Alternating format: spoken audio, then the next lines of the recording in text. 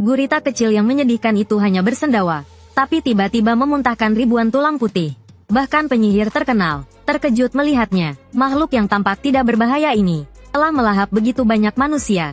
Namun, pada saat itu, niat membunuh yang tak terbatas meledak dari mata kutukan, dan terus mengulang nama temannya. Saat berikutnya, cahaya putih yang menyilaukan menyala dan menghilang. Kutukan itu menanggalkan kulit aslinya, dan berubah menjadi salah satu dari 4 bencana alam, kutukan khusus Toji.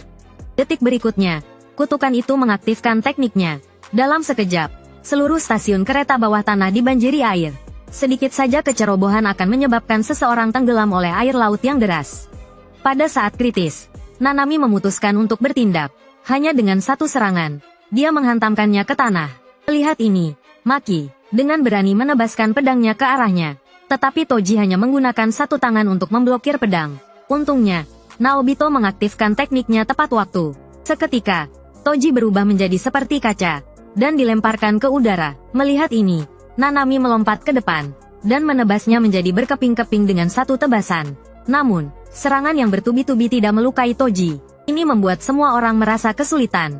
2 penyihir kelas 1 bergabung menyerang, tetapi mereka tidak dapat mengalahkan kutukan ini.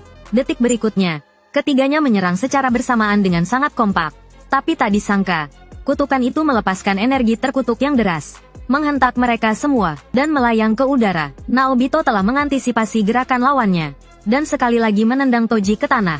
Sebelum dia bisa mendapatkan kembali keseimbangannya, Naobito sekali lagi melancarkan pukulan kuat dan menerbangkannya. Sebagai kepala keluarga Zenin saat ini, kekuatannya tidak bisa diremehkan. Kecepatannya yang mengerikan bahkan dikatakan hanya berada di bawah Gojo Satoru. Tekniknya disebut proyeksi sihir, yang dapat membagi 1 detik menjadi 24 frame, dan menggunakan matanya sendiri sebagai kamera, menggambarkan gerakan setiap frame dan menirunya. Saat teknik diaktifkan, orang yang disentuh oleh Naobito harus dalam 1 detik melakukan 24 gerakan yang telah disiapkan sebelumnya.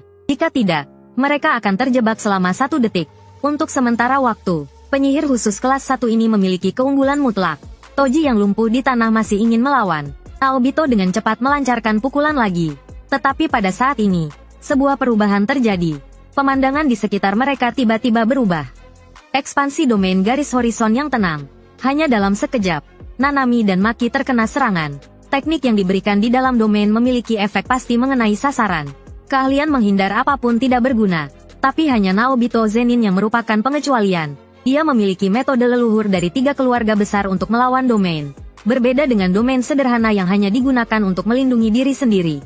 Perasaan jatuhnya bunga menggunakan energi terkutuk untuk membalikkan teknik yang pasti mengenai sasaran.